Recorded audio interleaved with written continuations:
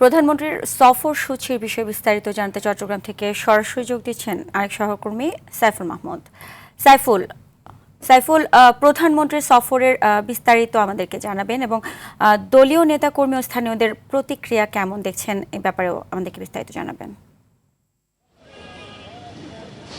জি Sudan, আসলে যেমনটি বলেছেন দীর্ঘ প্রতীক্ষার পর কিন্তু আসলে প্রধানমন্ত্রী চট্টগ্রামে আসছেন এবং একই সাথে বিশেষ করে হাটাজারি এবং ফটিকছড়ির দলীয় নেতাকর্মী এবং স্থানীয় জনগণ কিন্তু খুবই উৎসবমুখর পরিবেশে কিন্তু আসলে প্রধানমন্ত্রীকে বরণ করার জন্য অপেক্ষা করছেন। আমরা যেই জায়গাটি আপনাদেরকে দেখাচ্ছি আসলে এটি হচ্ছে বড় মাদ্রাসা। এখানেই তিনি হেফাজতের প্রতিষ্ঠাতা আমির আল্লামা শাহ শফির কবর জিয়ারত করবেন।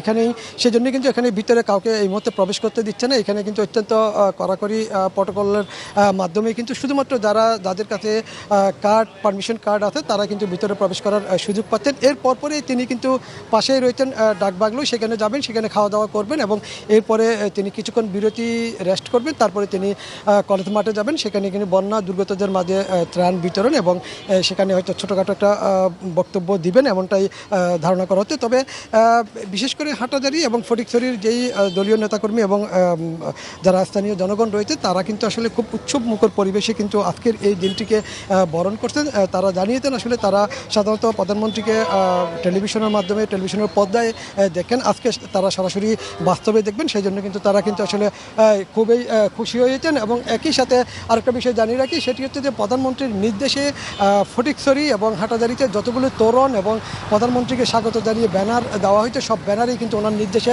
নামানো হচ্ছে। কোথাও কিন্তু এই মুহূর্তে কোনো ব্যানার নাই, খুব দ্রুত সময়ের মধ্যে আসলে এই ব্যানারগুলো নামানো হচ্ছে। তবে আমরা এখনও পর্যন্ত ফটিকছড়িতে আসে নাই, কিছুক্ষণের মধ্যে তিনি বাঁশখালী থেকে রওনা দিবেন, এরপরে ফটিকছড়ি নেমে তিনি হাটাজারিতে আসবেন, এমনটাই নেতাকর্মী। সাইফুল, আপনাকে অসংখ্য ধন্যবাদ।